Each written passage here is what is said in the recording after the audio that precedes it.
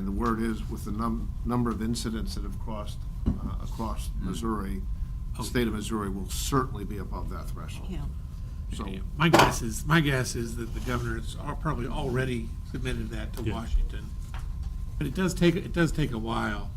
But I have not been through this personally myself, but I'm good friends with several municipal attorneys, including the Joplin attorney, who have been. And it's kind of like the first days FEMA, and SEMA are like, hey, whatever we can do to help. Then in about a week, it's kind of like, well, did you fill out the paperwork right? It becomes a little less helpful. the bureaucracy takes The over. bureaucracy, when they finally get to the seed. Okay, so there's a motion and a second, but let's go back and read the resolution first. Yes, sir. A resolution amending Resolution 1358, the Rolla purchasing manual. That's for clarification. So this is only for, so after all the conversations, this is only for the animal shelter. Why is it temporary? Why don't we, so it's being amended, but then I saw that it expires July 31st of 27. Why are we doing it that way instead of just amending it to the 25 for anything dealing with the animal shelter moving forward? I'm hoping we're done with the animal shelter. Well, me Love it. too, but I didn't know why it needed to be. Because at that temporary. point, we'll have adopted the new rules. Right. Okay. So, and then we'll have that Yeah. leeway in the new rules. Okay. It's okay to give him an unfettered hand for a short period of time, but Put a timeline on it. Gotcha. Yeah, November of this year. I don't want to sound negative, but we're getting ready to have a new John here before too long. I know. So I know. my comfort level, would, Sure. yeah, not go too far yet. Was there a motion and a second? Yeah, I made the motion. And the second one. Raven second. I did. Raven was Second's second. over here, okay. Motion made and second, all in favor of the resolution signify by saying aye. Aye. All opposed? Second consideration is a resolution authorizing a memorandum of understanding with the Rolla Chamber. Yeah, this was really exciting. The Chamber's been in conversation, as you know, for a long time with the Missouri Division of Tourism, and we're coming up on the 100th year of Route 66, a very popular tourist destination throughout Missouri that actually had a ribbon cutting right on Pine Street at one point in Rolla, Missouri. And working with the Route 66 Commission, Amy and the Chamber of Tourism was able to secure a $15,000 grant for, and we're one of 10 counties that received this grant. We included a diagram of what that image looks like. The state is actually putting forward a program to provide these by contract across the other 9 counties, I think, but I believe it's a Minnesota company. It's not a state company doing these signs. Well, because of the innovation of Amy and folks here, we found a local contractor who can build a very similar sign with even more strength and weight. But it's a big sign. This is a 10-foot sign. Will lay very nicely in Bueller Park. We included a diagram.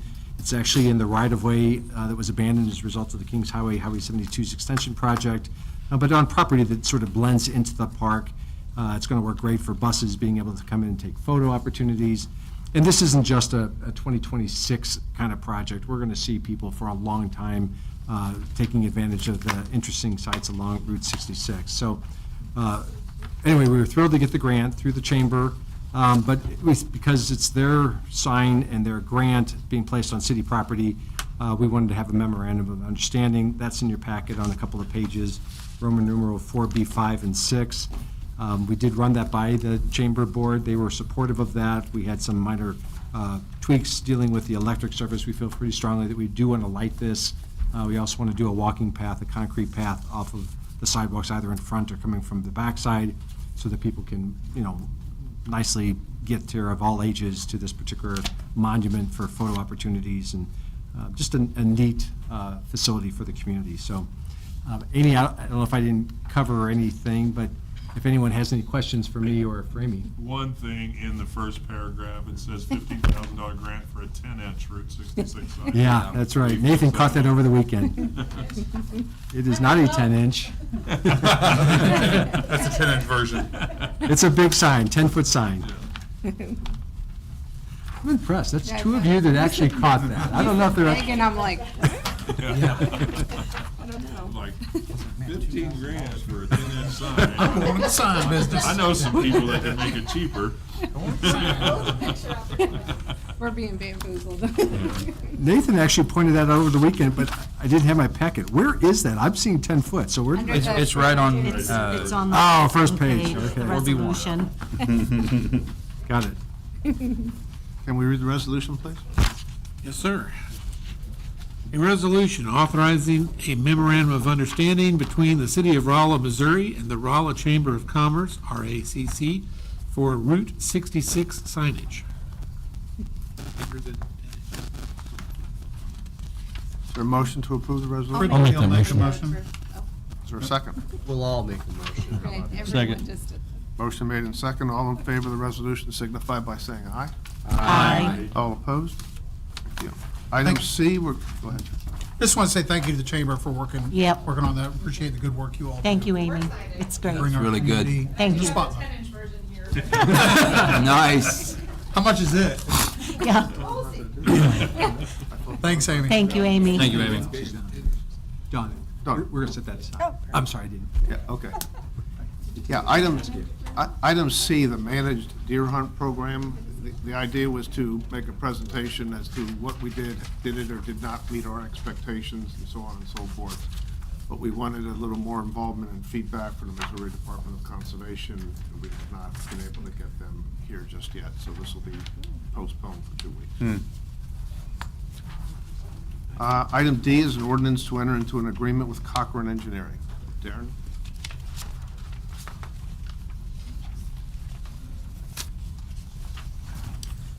So city received a grant from the state Missouri Division of Tourism for welcome wayfinding signage. We sent out requests for qualifications from interested design firms for this project. We got 3 firms that were interested. At the last meeting, council selected Cochran Engineering as the best company to complete this design. Staff did negotiate a scope and fee for this project. In your packet is that proposed contract. So staff does recommend the first reading of the ordinance authorizing merit into the contract with Cochran Engineering for the welcome and wayfinding signage design. Is there any questions? There's no questions for Darren. First reading of the ordinance.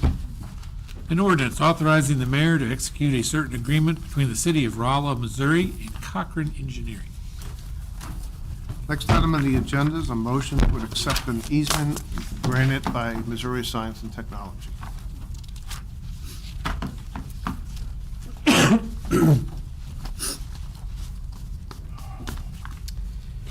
So in your packet is a memo from Chad Davis saying that they requested this easement from the curators for the water distribution project between White Columns Drive and Collegiate Boulevard.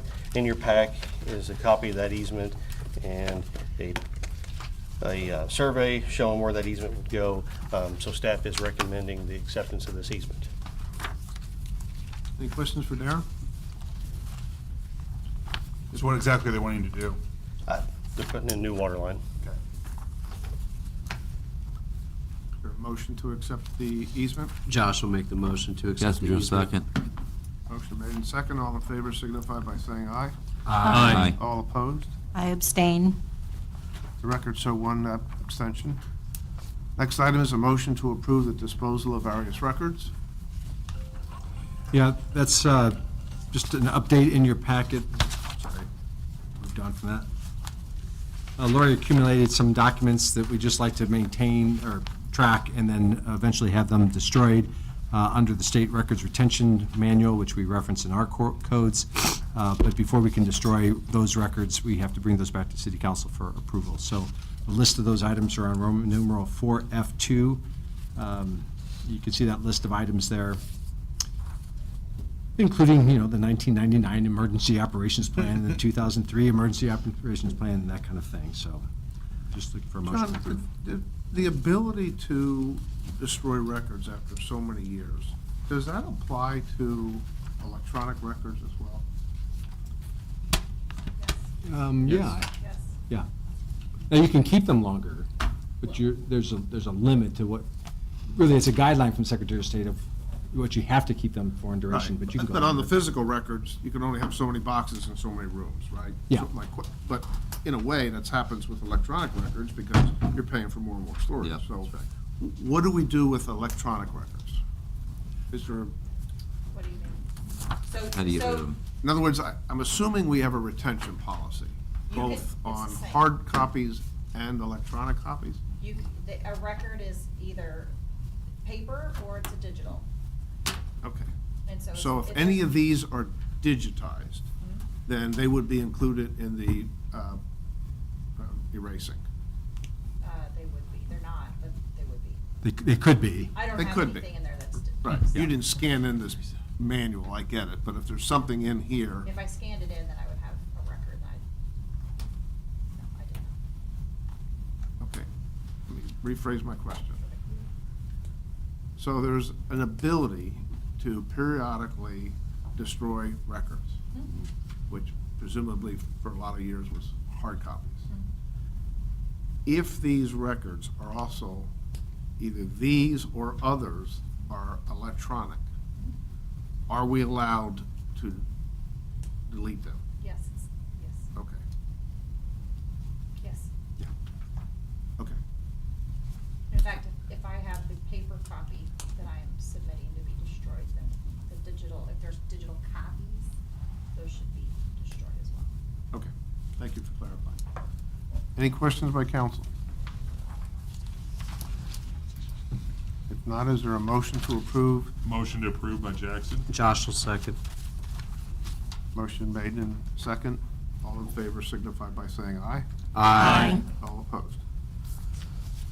We do not have any claims and/or fiscal transactions scheduled for tonight, so citizen communication, are there any citizens that would like to speak to the city council? If so, please come forward. Everybody's looking at each other. For all of you, please give your name and address to the clerk. Yes, These are my- public records. Sure. My name is Michael Kalen, 12 Burger Drive. Actually, before I kind of start, I just got a text from my wife. 12 Burger has power now. Yeah. I am actually Yay. one road behind the Rolla Administration Building, so I'm hoping they're really close. So, but sorry, I didn't have any power, so I'm going off my laptop. I was hoping to print, but I Did you don't say have power. Kaylin? Kaelin, Kaelin. Yeah, hello, my name is Mike Kaelin. I live at 12 Burger Drive, Rolla, owner of Canine Academy Dog Training in Rolla. On Friday, March 14th at approximately 7:55 p.m., I believe, the city of Rolla was devastated by a EF2 tornado that caused massive destruction to hundreds of homes and businesses in Rolla. At this time, I believe no reports of death, but some injuries. Lots of trees were uprooted, blocked roads, toppled power lines, and that fell on houses and businesses. Ended up, RMU had 8,000 out of its 9,600 metered customers without service. It wouldn't be till daylight came when we would then see how truly bad our town got hit. Southside Shopping Mall, almost gone. Another business across the street, almost gone. Homes across Casey's on 72, either total loss or almost total loss. Mark Twain Elementary cafeteria roof, gone. Rolla Middle School new HVAC, gone. Rolla softball press box, basically gone. Trees were uprooted from Southside Shopping Mall, northwest to near Whitney Lane, north Rolla School Administration Building. Bad deal, right? So what was the priority of our police personnel Saturday AM? Getting police officers to check on elderly, have police patrolling subdivisions, have police helping manage traffic where damage had occurred? Nope. The fine men and women RPD went where they were directed to go, which, for quite a few of them, was to help with the annual Rolla St. Pat's Parade.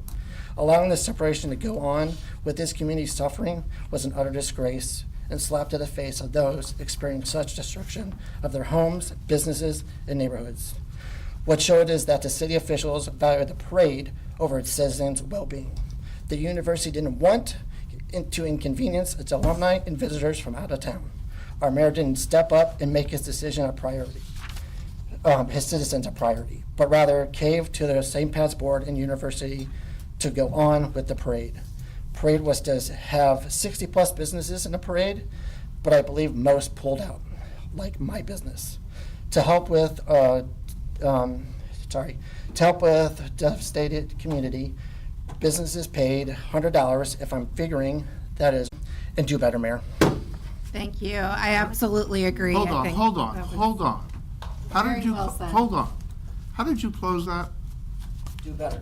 Do better. I wasn't gonna respond. But Well- now that you're gonna personalize it, I will respond. He has the right to do that under the First Amendment, Mayor. and That's we have- fine, that's fine. Go ahead and preach that. Let me tell you something, folks. We can criticize a decision, but let's make sure we understand what the decision was, how it was taken, and who was involved, okay? So I'm gonna Nobody even spoke about it. Nobody? I didn't see you getting up on your Sig Rolla page and talking about it. So you didn't see it on some Facebook or something, so you assumed that it wasn't discussed in a great detail multiple times? Is that your I've assumption? been seeing RMU posting like crazy and letting the community know about what's going on with the power outages. I would expect that the mayor would use some social media in this media crazed time, that they would be stepping up. You're welcome to your opinion. I'm not gonna bother responding. Anybody else want to speak to city council?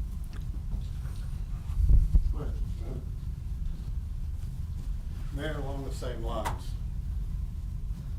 I was disheartened to hear that the decision had been made to go forward. My question. Name and address. Oh, David Shelby, 1110 Clemens Avenue, Rolla, Missouri. My question is to the city council and mayor. Who made these decisions and why? I'll answer that, and I'll answer it in the whole context of that decision-making process. So Friday night at the command center, I would say somewhere around 8 o'clock, one of the first issues discussed was in fact, you can sit, I mean, Okay. I didn't know if I needed.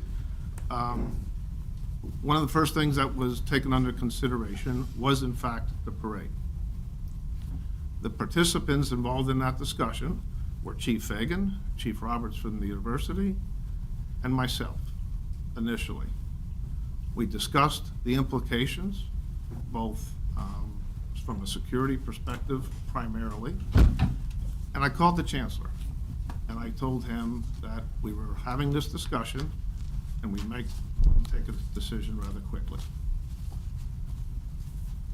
At about 9 o'clock, give or take, we decided to postpone the decision until midnight as our next point. At close to midnight, Chancellor came over and we had that discussion. And we talked about it extensively. So before that gentleman shoots his mouth off and talks about the alumni putting pressure on and the Chancellor putting pressure on and all of that sort of nonsense. That did not happen at all. There were 4 people that discussed that at length. And frankly speaking, on Friday, both at 8 o'clock and midnight, we were inclined to cancel that parade. But there were other considerations that we took or other factors we took under consideration, which I'll explain in a second. We decided at 11 o'clock to make a tentative decision and regroup the next morning at 8 o'clock, which we did.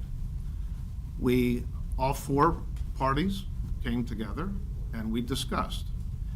And we looked at a couple of perspectives. First of all, we were not going to stop people from gathering downtown. Whether we did it at 8 o'clock at night or 8 o'clock in the morning, people were going to accumulate downtown. That's number 1. Number 2, most of the downtown and the north side of town was unaffected. The parade is for the students, and frankly speaking, not for the alumni. And I really don't give a damn about somebody from St. Louis that wants to come down and drink beer. So alumni did not figure into my decision-making at all, okay? This is a student event. The students are living downtown, and they were relatively unaffected, if at all. So the decision was made to scale it down. I can tell you that the chancellor spoke to at least 3 of the elected officials that represent this area at the state level, and they concurred. So a decision was made to scale it down, assuming that we had the police available to address it. If the police weren't available, then it would not have happened, okay? Both of the chief of police assured us that that was well within their capability if it was scaled down, which it was. By the time 8 o'clock came on Saturday morning, there were already students and people accumulating downtown, okay, and we weren't going to stop that. So if people were going to accumulate, then we probably would want to provide some resources there from a security and public safety perspective. The businesses scaled down some of their activities as well. So the university went through with their side. On our side, what we made it a point is to discourage people from coming in Rolla. Having the students in something small scale downtown is one thing, but we didn't want people driving into Rolla, especially from the south because of the conditions of the roads and everything else. So our word was scale it back down and discourage people from coming in. As it turned out, and Chief Fagan is very welcome to comment. I encourage him to comment, actually. It was very within our capability of managing.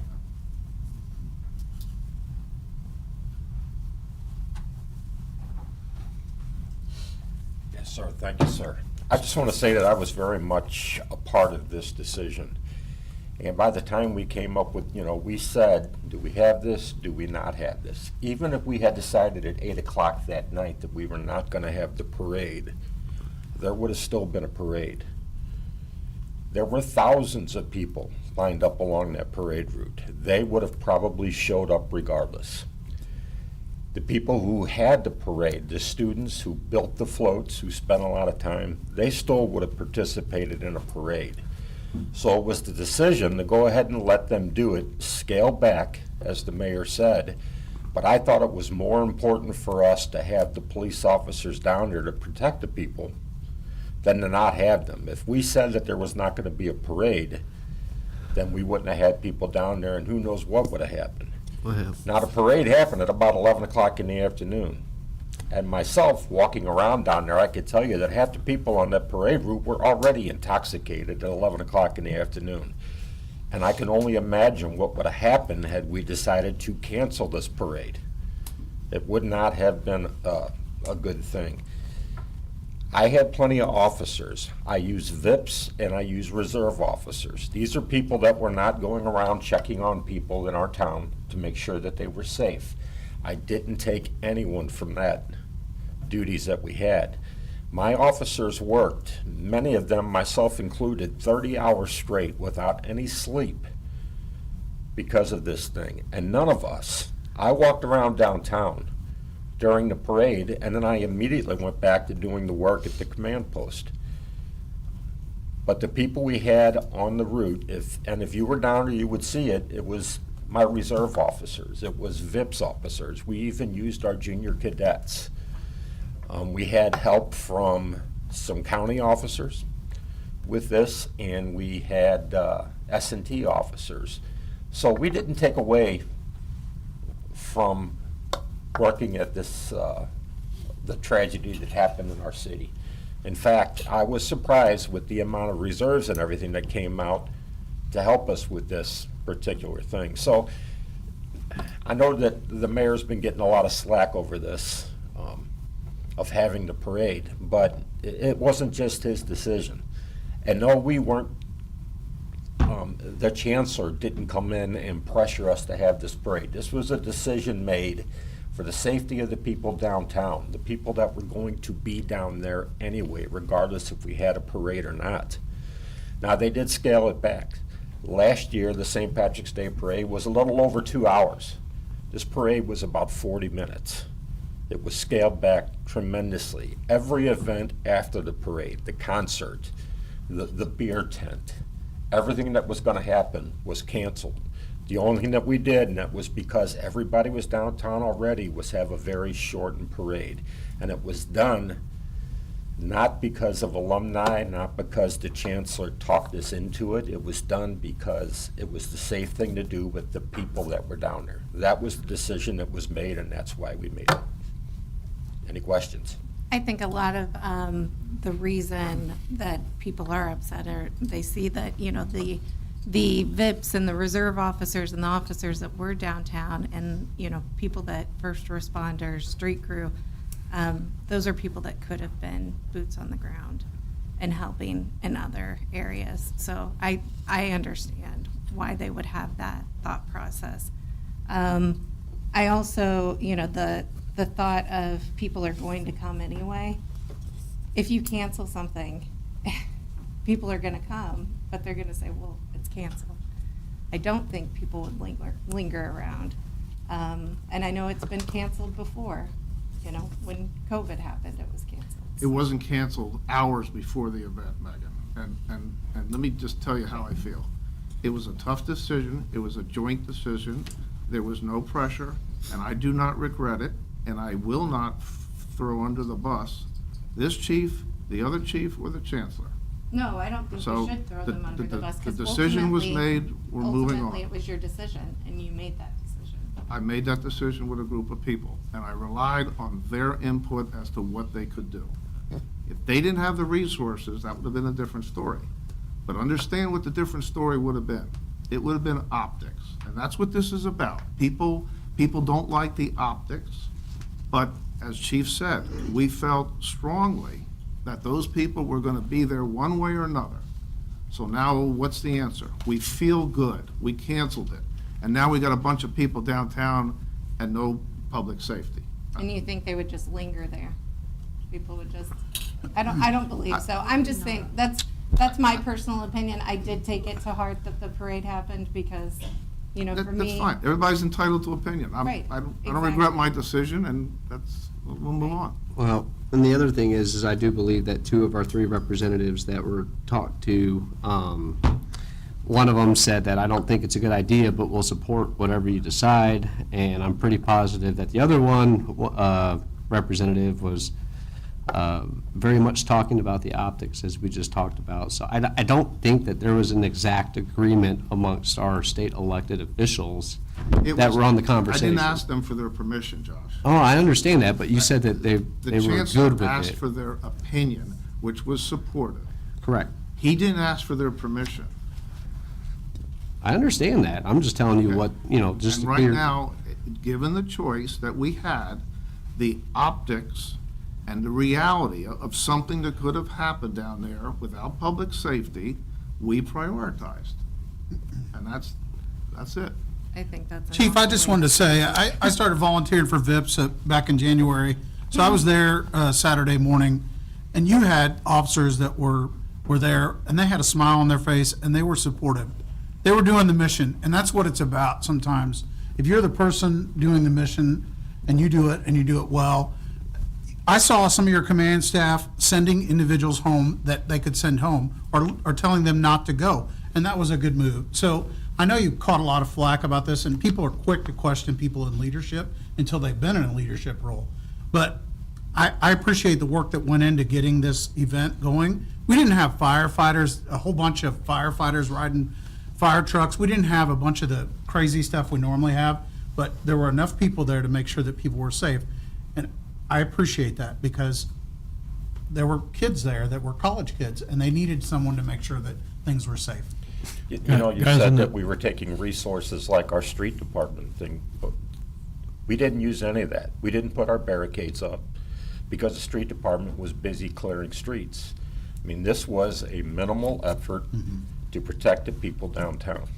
And, I mean, I think it went off without any problems. We had a couple of issues that we dealt with, but with the minimal resources that we had, it went off without any problems. And like I said, at no time did we take away from the work we were doing. Guys, in the big picture, I think, so this is probably the biggest event that Rolla has every year, by far and away. Yes. And when you have a situation like we had, basically 12 hours before the event, that's a tough call It is. to just turn around and go the other way. I can see points on both sides. People have great points on both sides. Whatever got done, somebody would have complained about, somebody would not have been happy about. But to slow that thing down and stop that thing with a bunch of college kids 12 hours before it's supposed to happen is not real. That is not going to happen. We did it 5 years ago. we've shut all kinds of stuff down. So, question, have three. time. So, no, We let's have let's challenge time. that. Can I- Are you saying that we made a snap decision at that time with COVID? 12 hours before the There event? was a No. whole lot of time that went into that thought before that decision was made. We didn't have that kind of time. Anyway, we're belaboring a point. I hear what you said. I disagree. I made a decision along with 3 other very competent people. I'm done. Hey, Rob, Who else would like to speak? hey, Rob did. Can I would like to ask three quick questions. And so were there any incidents that happened down at the parade? How do you feel like the morale of the officers between toggling and making all this work? And do you feel like any of the community efforts were stifled from doing the parade? Okay, Sorry, but I want that's to get it all fine. out. The officers that worked it, I didn't hear any grumblings. We had to change the complete plan because the regular officers that would have worked that were out doing work throughout the tornado, throughout the neighborhoods and things. So Captain Nakanishi, he was the one in charge of this thing. He completely redid the plan that morning. And using the people that we had available to work the parade, he made the assignments. That worked out fine. Now, everybody's saying that we took away from finding out if people were hurt and helping people. By that time, at the command center, we had taken the city and divided the city into certain sections. And in every one of those sections, we put a fire apparatus and we put 2 police officers. They could have been from Rolla, they could have been S&T officers, Missouri State Highway Patrol, and we went to every house in that sector and either talked to a neighbor and they said, yeah, they're fine, but they're not there now, they're somewhere else. And our people came back and said that they made sure nobody was trapped, made sure that everybody was okay. So, and this was before the parade happened. So we had, we still had a lot of cleanup to do. We still had a lot of wires down. The electric company, Rolla Utilities, they were fantastic, immediately turning off electricity to wherever the wires were down so the wires were not hot. Police officers, we don't cut up trees and move trees. That's not our job. So when you're saying that we're taking away from the cleanup, that's not our job. We don't do that. We're there for safety. And we made sure that everybody was safe before we did this parade. So I hope that answers your questions. I want to hear your perspective, and I think you answered about the morale, so that's good. How about incidences? Yes. We had checking my English. We had some intoxicated people, and we had some drinking in public. Well, but I mean, it was nothing like it's been in years past. We didn't get the countless calls of people down laying in the streets that were overly intoxicated and stuff. I got to say that after the parade, it really, as far as things on the street happened, it really quieted down. This is cliche, but I speak for, I think, a lot of people when I say thank you, and thank you to the fire chief and the fire folks and all the first responders and everything that you guys did. Just hero work in the community, and just wonderful. So. I don't usually praise firefighters because I'm a policeman. I do want to say that, Jeff was the commander in charge there, and he just did a phenomenal job. He had, I couldn't tell you how many fire departments, how many ambulances. We had policemen from everywhere. We just had everybody come to our community that night because he got on the phone and asked for help. And he just was able to corral all of them, put them in different areas, and, there, but for the grace of God, we had nobody hurt. I was speaking to the congressman yesterday, and he said, by far, Rolla had the worst damage of any city in the state of Missouri, but we're the only city that didn't have any serious injuries or fatalities. So, in that we were blessed, no doubt about that. Thankful. I just want to mention the sheriff's department too. Oh, yes. We were my house was the first one hit when it came across there. And I had 4 different sheriff's deputies almost on the hour coming back by the house and back by the house. I want to make sure everything, and they hit the whole neighborhood. They just didn't hit my house. But your team, Jeff's team, your team was incredible. Everybody that was participated was Everybody, awesome. you know, it's one good thing about this area is we all have a very good working relationship. There's no egos when it comes down to something like this, so it worked out very well. Thank you, Chief. Mayor, I wanted to clarify something. I have nothing, no problem with what you guys did at all, as far as the police, the fire, RMU, everybody was amazing on that one. This was a question of a bunch of college kids getting tore up from the floor up, and it felt like a slap in the face to the citizens. I appreciate your question, and I just wanted to appreciate. clarify Hold that on, just hold a on. little, I didn't want Chief I got mad it. at me or fire chief. I appreciate the And that question. was not my intention. No, I My know. question was why I didn't take that. it happened. I appreciate the question. I understand the sensitivities. Some people are a little more concerned about Yeah, it came optics to than me, I it am, brought but, me a but lot. my point is this, okay? Unlike the previous gentleman that just came in here and fired and accused and didn't take the time to ask a question. So I thank you for asking a question. I thank you for sitting there and listening to the answer, as opposed to that gentleman who opened his mouth and accused and personalized it. There's the difference. Thank you. Last question. Was the Is city it an easier council brought question? into that decision at all? That was my last question. No. No. What was the question? I heard that a lot. Was the city that? council part of the decision to have the parade? I said absolutely no, it wasn't. It was, as the mayor said, there were 4 of us. Okay. That- And, well, it was just, it was decided, it was mostly decided, and I have to be honest, it was mostly decided by myself and Chief Roberts.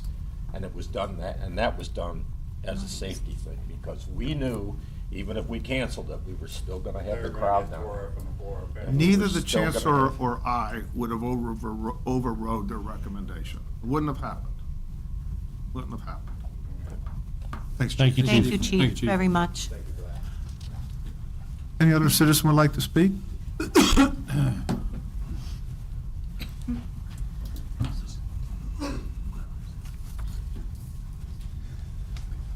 My name is Gail Andrews. I live at 1604 North Cedar. I have a complaint about Sigma Nu. Every Friday, Saturday night for 3 years, they've been blaring their music. I mean, so excessively. They're 4 blocks away, and I've heard them at the 66 station on Bishop. We have across the street as an 80-some-year-old woman. Beside me is 2 women with 2 little children, like 6 and 7. Beside them are 3 children. One's a newborn and the other's like 5 and 6. On the other side of me is a woman that has like an 8-year-old. I have called every time I've called the city police department, I get the same thing. They have a permit they have a noise permit until 11 o'clock at night. That is absolutely insane. 11 o'clock at night? They don't even have a permit. There's no such thing as a written permit. Nobody gives out these permits. I've talked to the captain, police captain, last year. I talked to Mr. Rahman. I called Mr. Penner once. And they're addressing the issue. The noise is so loud that we can hear it through our walls. My neighbor next door, he's a college student. He studies nuclear engineering. Personally, I'd like him not to be disturbed and he's studying something about nuclear engineering. I'd like him to get his education, you know. But everybody is just fed up. I mean, nobody can make it tonight but me. Sir, we're very much aware of it, and there are things that have been done and will be done. Chief, do you want to talk about this? It's a concern. It's on our radar.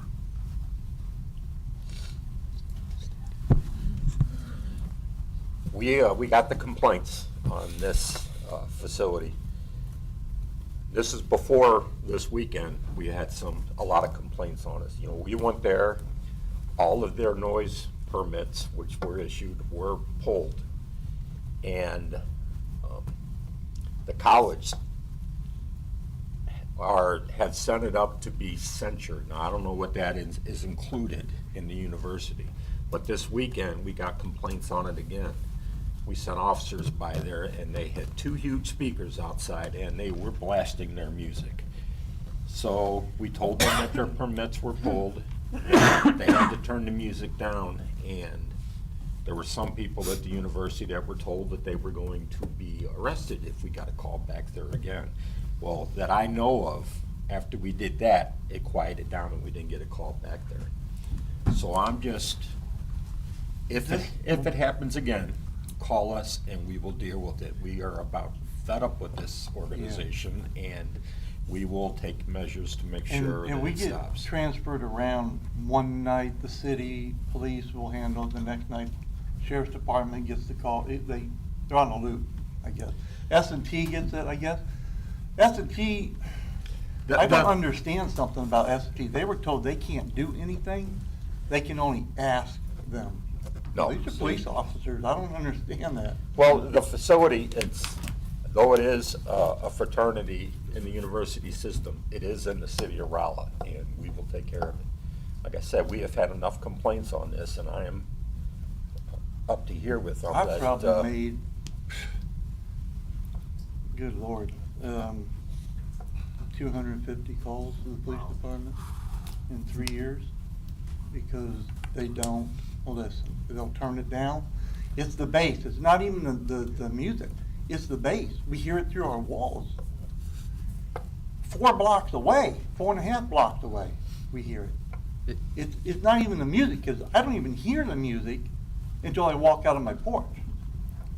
I mean, my neighbors could tell you what song they were playing. It's so loud. It's gotten so out of hand. But let me say one thing about this too. Unfortunately, you cannot disturb the peace of a police officer. In other words, I can't arrest them for peace disturbance. I can't arrest them for the excessive noise because I can't be the one. We have to have somebody that's willing to go to court for it. I don't think they need to be arrested. I think they need to be fined. There's got to be a city ordinance of some sort that will fine them. I mean, you keep getting a call. After so many times, you should be fined. Explain the process, which I think where he was starting to go. If that's the case, what we do is we issue them a summons. And a police report is written, but what we have to have is a complainant, somebody who is willing to go to court if they go to court. Yeah, I'll go. Okay? I'm Well, sick when of you it. call, you just need to let us know that. We get a lot of times I've with written- calls on this, is we will get an anonymous call and say the music is loud and we want it to stop. And, now we can go and tell them, turn the music down, and we can, I wrote a complaint 2 weeks ago. My neighbor wrote a complaint. I don't know if Hannah and Raper wrote one. I don't know. I know that Councilman Warren. You're right. Reached out to the police department and said, basically enough is enough. And when I got that email, I reached out to a captain and I talked to a Chief captain Roberts. last year and he got it shut down. I called the Greek Life, whoever's in charge, and they got it shut down.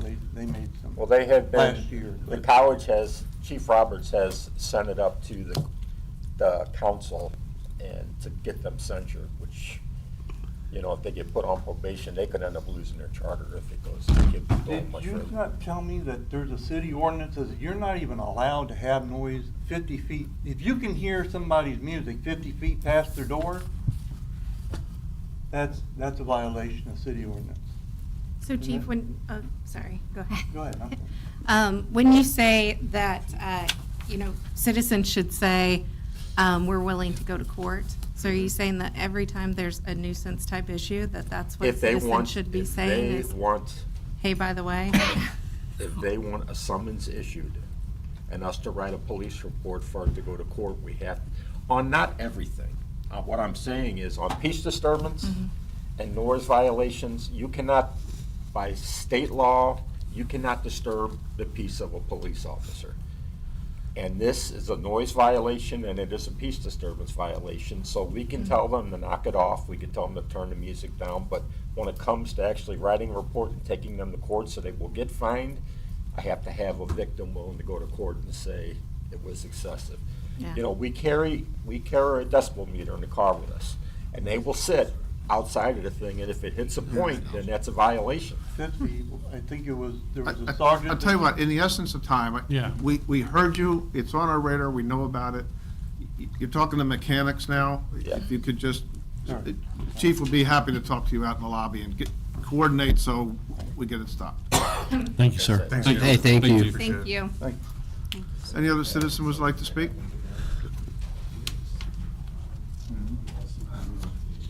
Mayor or city council comments? Anything from city council? I only got to say one thing real quick. It's been a long weekend in Ward 1, and it was definitely a sight for sore eyes yesterday morning.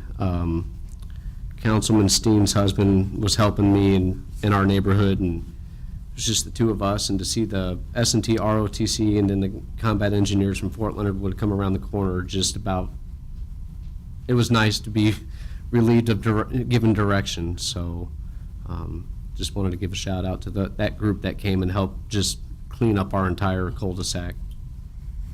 And there were several different groups from Fort Leonard Wood and several different groups from S&T as well. A lot of kids. It was just awesome to see the community and everybody that pulled together. We've had a lot of outside entities, not to talk about here, but on Wednesdays, I'll ask Chief Bream to just give you a sampling of the entities that brought people and equipment, and it was amazing. And at midnight, if you walked outside the command center, there had to be a couple of hundred people there, between police and fire and rescue, and the ambulances were all lined up, fully staffed, ready to go. It was, as I said when I started, it was a real proud moment. It was amazing, yeah. So my husband and our 11-year-old had went out, just the two of them, going through our neighborhood and helping people, and more people just kept coming out and helping. And we actually, they ended up clearing 14 streets in 2 days, which is absolutely insane. And we had Socket Internet, the contractor, he came to check on his equipment, and he was like, I'm here, so I want to help out. And so that was great to see that people, that came from Jeff City to check on their equipment, and they're like, since I'm here, let me help. So it was really great to see everybody coming together, and I think that was all over town, so. I met neighbors that I didn't know yet, so we're in a new house that's not a new house, but it's new to us, and so that was nice, and chainsaws were fired up everywhere, and yeah. people didn't even really know the people that are helping, they were just going and helping, and It was great. just a wonderful, wonderful community, we're very blessed. Rob still won't sit very close to me because I smell like a chainsaw.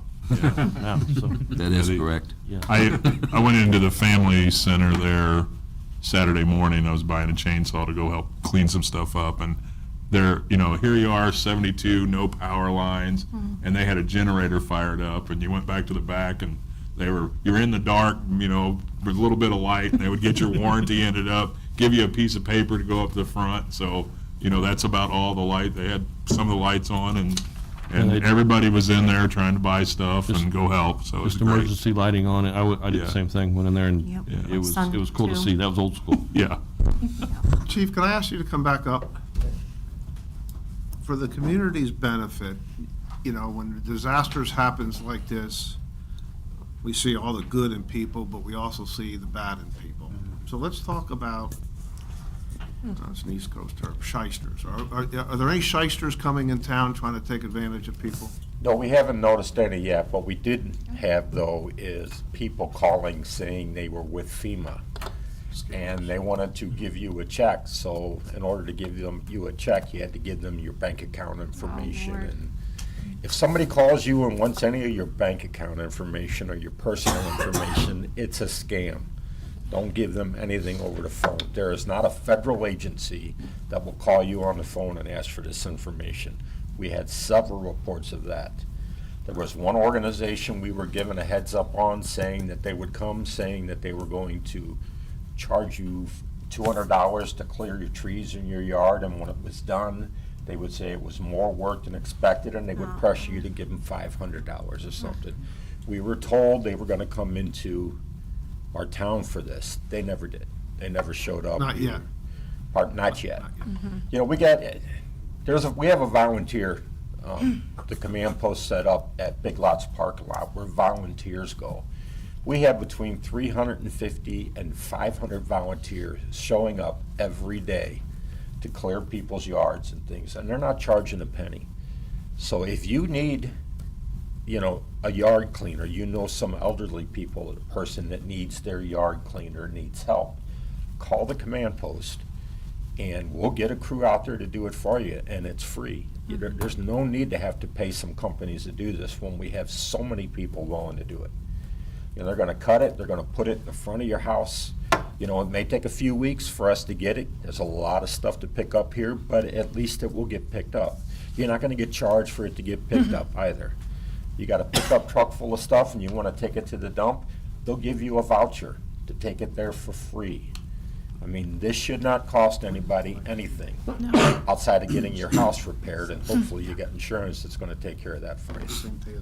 So Chief, while you're up here, have you heard anything about people trying to take generators? No, I have not. Okay.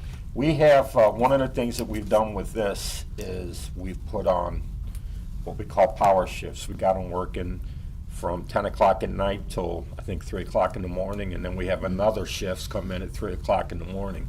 And their only job is to patrol the areas that have been hit and make sure that we're not having any problems with looters or things like people stealing generators. I would recommend, though, if you have a generator, throw a chain around it if it's outside, and throw a chain around a tree or something in your yard, so, because I could see them being stolen. Right. But we haven't got any reports of it yet. Okay. Have you seen any reports of people stealing anything? We had one burglary report at a business that was looted the night of. I don't know if we've had, you know, minor stealings or anything. We haven't had anything major that I've been informed of. I've been spending a lot of time at the command post. I haven't been at the police department, so I'm not really knowing what's going on day to day. But if something big happens, they let me know. And the only thing that we're really having a lot of is a lot of family disturbances, and it's just because people are so stressed out. We're getting those, a very large amount of those kind of calls. Okay. But as far as theft and things go, we But haven't if had you that see problem. something that's reoccurring like that, you'll put it out. Oh, yes. So people can. keep And an I eye. always say, if you see something, call us. If you see somebody messing around a generator at 1 o'clock in the morning, even if you think that might be the homeowner, but you're not sure, call us.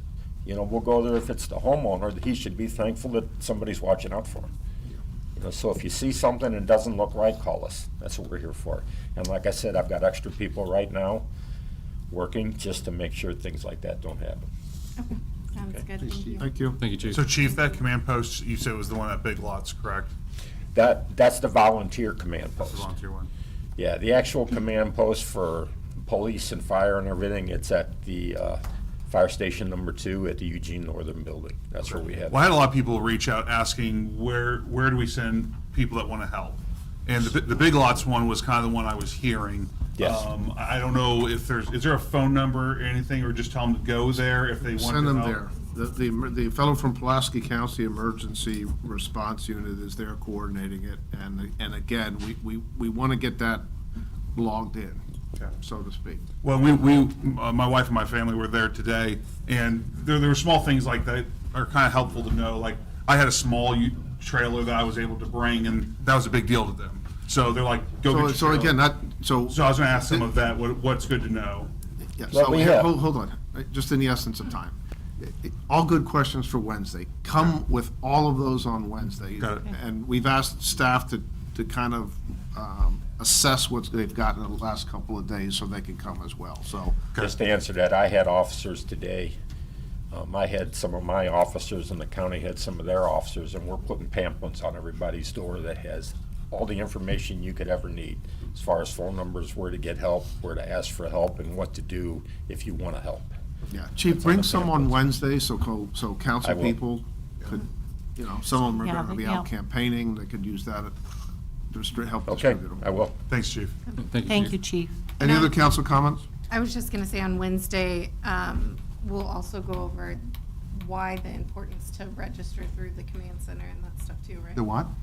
The importance of registering with the command center. Yeah, so I'm gonna ask We can go over Stephanie that to give then. us not to say financial impact, but kind of a financial assessment and what it means as far as what we could be reimbursed. Right, with the match.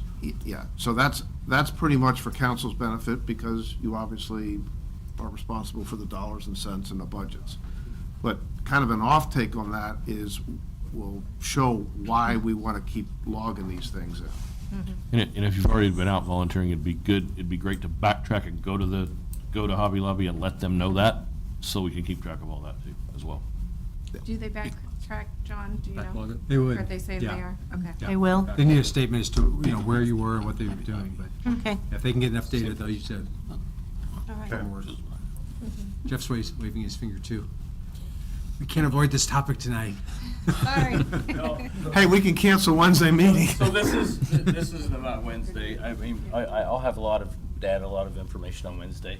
I do have to put this out now, though. So we've issued a no burn in Rolla until further notice.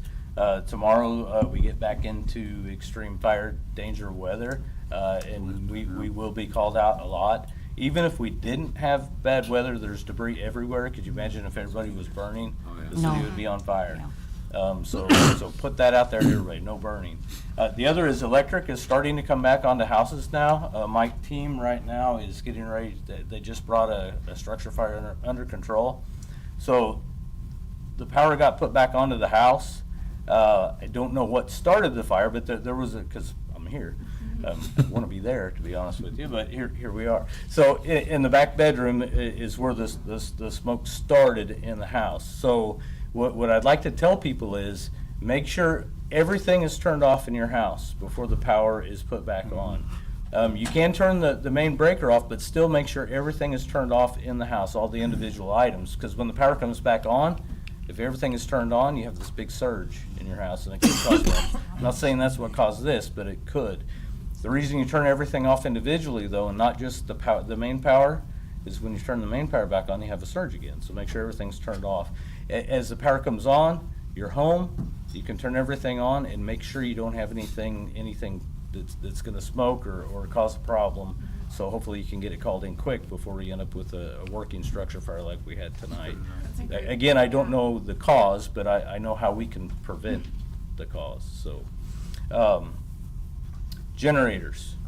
Do not run generators inside your house. So we unfortunately had a death in the area because the gentleman was running the generator inside the house. Carbon monoxide will kill you. If you're going to charge your phone in your car, make sure it's out of your garage and the door isn't down, because luckily somebody didn't get killed, but could have very well. It was a call that we ran to. Another is if your generator is in the garage and you only crack the door open that far, you're going to get CO poisoning. So generators should be ran no less than 6 feet away from a combustible item. You have a hot exhaust, I mean, you're going to cause a problem. So 6 feet away from anything combustible. When you refuel that generator, make sure the generator's turned off and give it a chance to cool down. Because if you spill gasoline on a hot muffler, you're going to cause another fire. So these are just some little advice that I've seen that we need to avoid, and they're highly avoidable. So hopefully we can kind of get that word passed around. People are still trying to burn. We have 20-mile-an-hour winds tomorrow, 20 to 30-mile-an-hour winds tomorrow. Basically, the conditions we had before the tornado is going to start happening again tomorrow. And I was sending fire companies all over the state that day before that call. So we're gonna start getting busy again, and we're already too busy. We don't need to be busy because people are having controlled burns and 30-mile-an-hour winds with 10% humidity. It's just not smart. The other thing I noticed that with the power off is I noticed that my battery backups on my smoke detectors needed to be replaced. So, yeah, because actually I had to replace them at home last night. My wife was happy about that. She said, these things keep chirping, what's the problem? So, yeah. I Thank you, hope she's Chief. not watching. See you Wednesday. Yeah. Any other council comments? Thank you. Chief. Thank you, Chief. Comments for the good of the order? We've got, our next council meeting is going to be Monday, April 17th. I should say the next. Full council. 7th, I'm sorry. Just to reiterate, Wednesday night, we have a workshop at 5:30 in this particular office here. Council meeting on the 17th. John, you want to talk about cleanup? You know, we actually published this before the tornado hit, and we've been debating the last couple of days what to do with that. We talked about canceling it, put it off till fall, but there's people already not affected by the tornado. They've been putting things out at the curb anyway. So we're sort of scratching our head what to do with this yet. So maybe by Wednesday, we'll be able to get into a little deeper conversation about it. Okay. We'll in essence be doing a storm cleanup for the next several weeks that will overlap with this, and that's the difficulty of doing this. So. We have one item under closed session dealing with sealed proposals. Is there a motion to go into closed session? I'll make a motion to go into closed session. No? I was gonna do my little blurb. Oh, We'll do a roll call vote. well, hold on. Yeah. Mason got a blurb. Is that like a burp or what is that? It's like a blurb. Before we go into closed, I gave you all each one of these brochures. This is our, what we call COT, or city elected officials training. And so it's open to elected officials and also employees. And since Rolla has been so kind as to give us a facility to teach this, it's free for all of you all and all the city employees. It's a great kind of crash course in, city government, how it's supposed to work, what all the laws are. So if you haven't been to one of these, I would definitely recommend it. If you have, it's sometimes good for a second one. Thank you. Really good. Was there a motion and a second? Yes. Yeah, motion and a second. Roll call vote. Steve, Yes. Turbin, Yes. Penner, Yes. Roman, Yes. David, Yes. Walsh, Yes. Johnson, Come Johnson, Wednesday. Kessinger, Yes. Jackson, Yes.